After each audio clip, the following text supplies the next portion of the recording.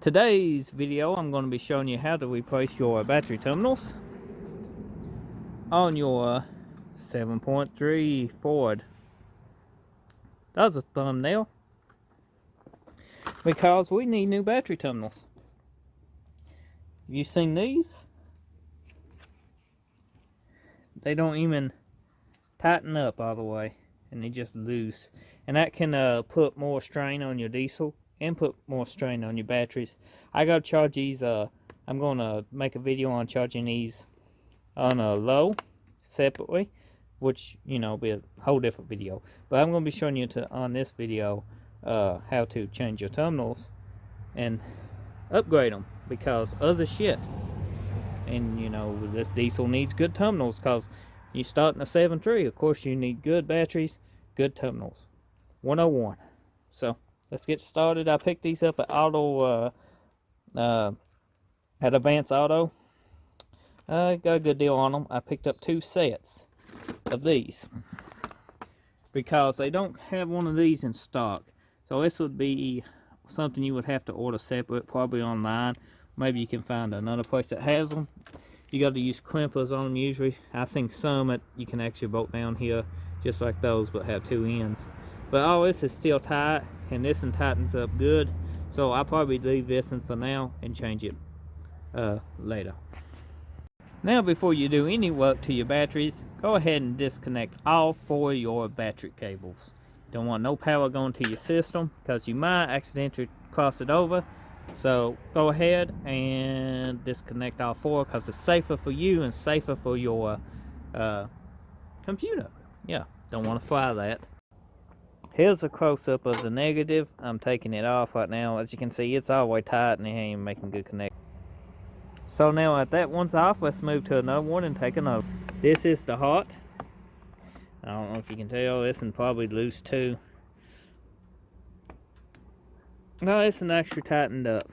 So let's go ahead and remove this. Thought it was 7/16. Nope, I got the 1/2 inch, so let's go ahead and loosen them. Remember, lottie toddy, lefty loosey.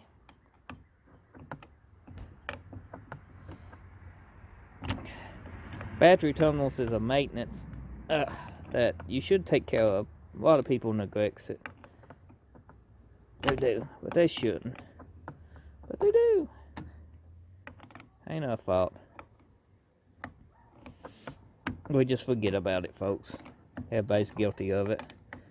Kind of like checking your air pressure.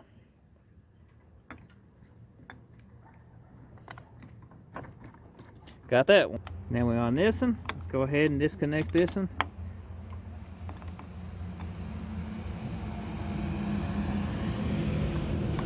Try to pry it apart a little bit.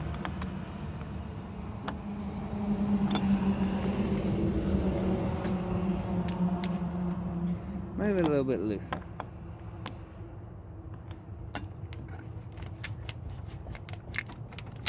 Got that one. Now we are on this one. As you can see, this one is just as bad as the other one. It actually tightened up a little bit, but if I had both hands, I could loosen it very easily. So go ahead and loosen this one. And while we're at it, we're gonna clean these terminals up with a wire brush.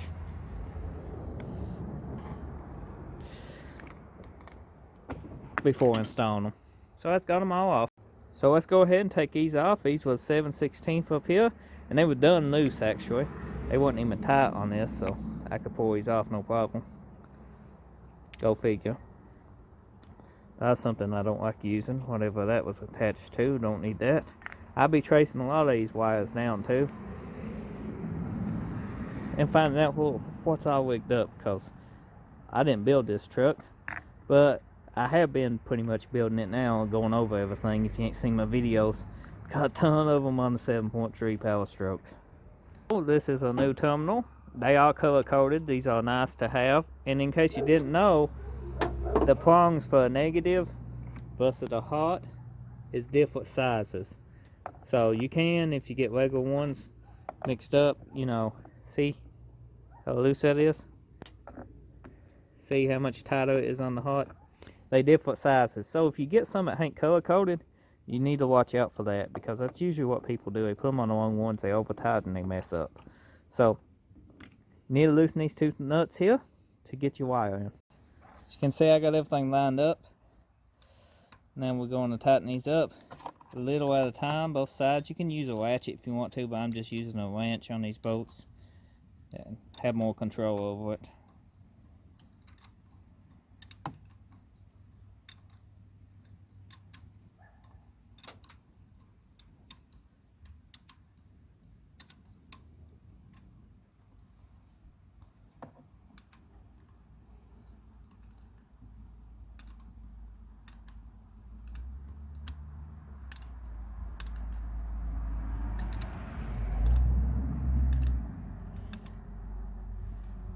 As you can see, we're mashing the cable down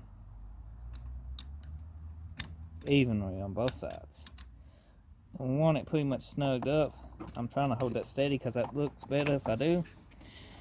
Let's see if I can get that out of my hand. And pretty tight. Pretty tight. You just want them snugged up. And as you can see, the cable will not go nowhere. It looks real nice. We're going to set this to the side because we don't want to hook none of them up. We can go ahead and remove this side now. And as you can see, the wires is pretty bad shape. It removes the same way as the other one.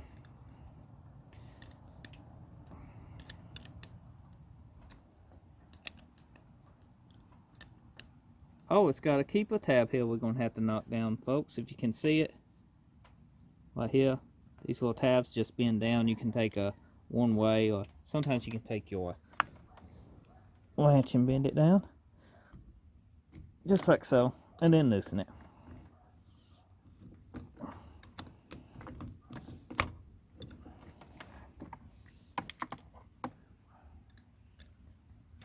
And that was another one of those little pins that fell out of that one.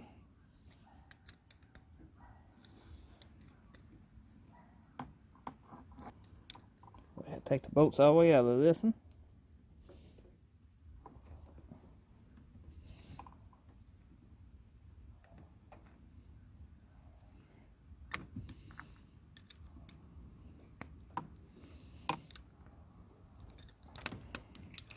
That is.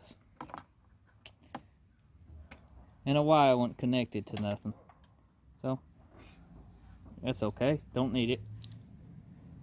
This battery cable will go on the same way as we did the negative. So you pretty much don't need to watch me do it. So I'm going to go ahead and install the other three the same way I did the negative. So perfect opportunity to show you what's going on here. That was crap. And it was just on just by a little bit. But it's rusty. And the best way to clean that up is with a wire brush. So we got a brass wire brush. And you want to just scrape your terminals with it. You can use baking soda and stuff, but you know, usually just a wire brush does great. As you can pretty much tell, this is about got this all clean. So I'm going to finish them up and then I'll show you what they look like. The terminals are now both clean, if you can tell. Got my cables off to my charger because I'm going to low charge these separately up, since you know it's good maintenance to do your diesel batteries like that once ever so often. So I will install these probably tomorrow. For you it will be just like magic, and for me it'll be a whole nother day. So these battery terminals is a 1/2 inch, and when tightening these, a lot of times what fucks them up is people over tightens them. So you just want them pretty well tight to you can't move them no more. You don't want to just keep cranking on these things because it damages your terminals and you have to replace them sooner. So just be sure of that. So let's go ahead and tighten the other ones. So both batteries, it's all tight now. They charged. Let's see if it'll start better from my first priming video. If it ain't lost its prime, so let's go ahead and try to start it. So let's go ahead and see what happens. Then I have to tackle his gauge problem. No RPM. I think the temp ain't working and oil push ain't working. So turn it on. Give it a few seconds to warm the go plugs up and try start it. Oh, it's much better, but lost its prime again. So I think that fuel bowl is leaking.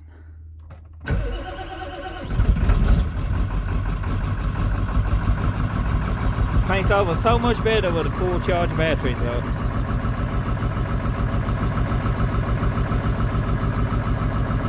So I'm gonna let it run for a little bit. And yeah. So the battery charge on low helped extremely well, so did the new battery terminals. So yeah, I gotta address a fuel leak in the back and just tons more stuff added to the stuff that needs fixed list on this Power Stroke. Well, it gives more people more helpful how-to videos, I guess, and makes us a better truck. So if you enjoyed this video, drop me a like, leave me a comment. It also helps if you do that, so other people can find this video and may find it helpful too, because YouTube suggests more videos with more likes and more comments. So, you know, you're not only helping by leaving a like, you're helping somebody else. Don't forget to show your support for my channel by smashing that subscribe button. I appreciate it if you do, and I'll see you on the next video. Thank you for watching.